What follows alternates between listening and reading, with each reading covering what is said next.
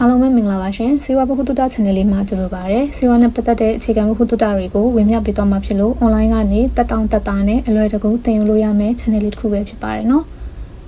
ကိုယ့်ရဲ့အသက်မွေးဝမ်းကြောင်းပညာရပ်တစ်ခုကိုအချိန်ခဏလေးပေးုံနဲ့တိုးတက် channel ဆိုရင်တော့ channel လေးကို subscribe လုပ်ထားဖို့မမေ့ကြနဲ့နော်အခုပြောပြချင်တဲ့ပိုင်းလေးကတော့ပါဝင်တဲ့အစိတ်ပမာဏပေါ့နော်စိတ်ပမာဏဆိုလို့ရှိရင် tablet capsule စတဲ့ solid form တွေထဲမှာဆိုလို့ရှိရင်တော့ solid form ဆိုအခဲပုံစံတွေပေါ့နော်အချိန်မှရှင်းပြခဲ့တယ်အဲ့မှာဆိုရင်တော့စိတ်ပမာဏကအရင်ရိုးရှင်းပါတယ်ဆေးဘူးဒါမှမဟုတ်ဆေးကပ်မှာရေးထားတဲ့ပမာဏအတိုင်းပဲပေါ့နော်ဥပမာအဖြစ် paracetamol ဆိုရင်လူတိုင်းသိကြပါနော် paracetamol 900 mg ဆိုလို့ရှိရင်ဘယ်လောက်ပါလဲဆိုတော့ paracetamol ပေါ့နော်သူရဲ့ဆေးပမာဏက900 mg ဆိုပြီးတော့ပါတာပါကလေးတွေတောက်တဲ့ဆေးအရည်မှာဆိုလို့ရှိရင်တော့ milligram per ml ဆိုတာလေးတွေ့ဘူးကြမှာပါ mg မြင်းဆောင် ml ပေါ့နော်အဲ့ဒါလေးကကြောင့်ဘာပြောချင်တာလဲဆိုတော့1 ml မှာ1 ml မှာပါဝင်တဲ့ပမာဏကိုရေးထားတာဖြစ်ပါတယ်250 mg per 5 ml ဆိုလို့ရှိရင်တော့5 ml မှာ250 mg ပါတယ်လို့ပြောချင်တာပြောချင်တာကတော့5 ml တိုက်လိုက်မယ်ဆိုရင်5 ml ဆိုတာတစ်စုံပေါ့နော်လက်ဖက်ရည်စွန်းတစ်စုံအဲ့တစ်စုံတိုက်လိုက်မယ်ဆိုရင်ကလေးကိုဘယ်လောက်ရောက်ရမလဲဆိုတော့ဆေးပမာဏ250 mg ရောက်ရမယ်လို့ပြောချင်တာပါအဲ့လိုမဟုတ်ဘဲနဲ့125 mg per 5 ml ဆိုလို့ရှိရင်တော့တစ်စုံတိုက်လိုက်မယ်ဆိုရင်ကလေးစီကို125 mg ရောက်ရမှာဖြစ်ပါတယ်ဒီနေရာမှာမမေတို့ကိုရှင်းပြနေတာလေးတစ်ခုရှိပါတယ်တခါတလေကလေးတွေအတွက်ဆေးဝယ်တဲ့အခါမှာပေါ့နော်အထူးသဖြင့် paracetamol အရေးပေါ့နော်ဒါကလူတိုင်းဝယ်နေကြဆိုတော့အဲ paracetamol အရေးဝယ်တဲ့အခါမှာဆိုလို့ရှိရင် para 125တို့ para 250တို့ဆိုပြီးဆိုင်ရပြောပြတာကြရတယ်ပေါ့နော်paracetamol အရေးပြပါဆို125လား250လားအဲ့လိုမျိုးပြောကြ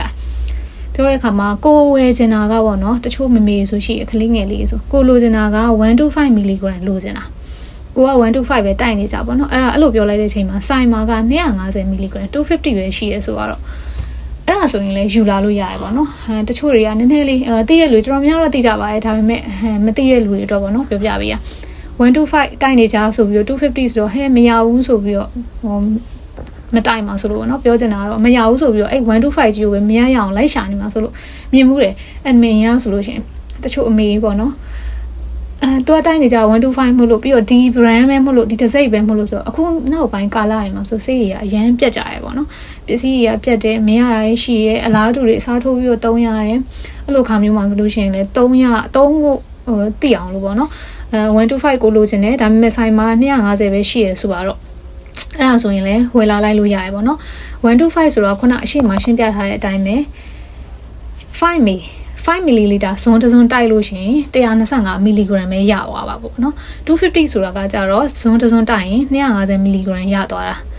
အဲ့လိုမျိုးဆိုတော့ကိုက125လိုချင်တာကိုဆိုင်မာက250ပဲရှိရဲဆိုလို့ရှိရင်ဘာလုပ်လို့ရလဲဆိုတော့5 ml မတိုက်ဖ ೇನೆ 2.5 ml တိုက်လို့ရတယ်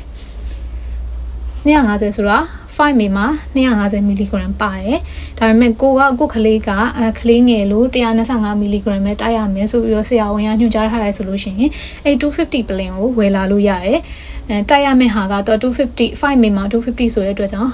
5 ml ရဲ့တဝက် 2.5 ml တိုက်လိုက်မယ်ဆိုလို့ရှိရင်125 mg ရသွားမှာပါဒါလေးရှင်းပြချင်တာပါเนาะဆေးဝါးနဲ့ပတ်သက်တဲ့အခြေခံကြောင်းတရားလေးတွေကိုသိသွားပြီဆိုတော့နောက်ထပ်ဘယ်လိုကြောင်းရာတွေကိုနားထောင်အောင်လဲဆိုတာကိုသိရဖို့ channel လေးကို subscribe လုပ်ထားဖို့မမေ့နဲ့เนาะ